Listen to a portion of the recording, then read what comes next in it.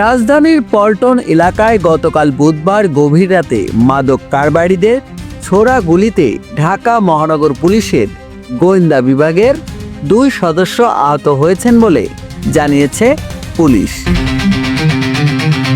আহত পুলিশ সদস্যরা হলেন সহকারী উপপরিদর্শক এএসআই মোহাম্মদ আতিক হাসান ও কনস্টেবল সুজন। তারা লালবাগ বিভাগের দায়িত্বে ছিলেন। তাদের ঢাকা মেডিকেল কলেজ হাসপাতালে ভর্তি করা হয়েছে।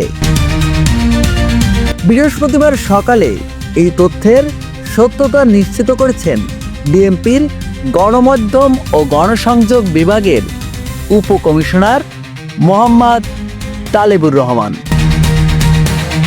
নামুন নাকিব, বাঙালিওয়ালা নিউজ বাংলা, ঢাকা।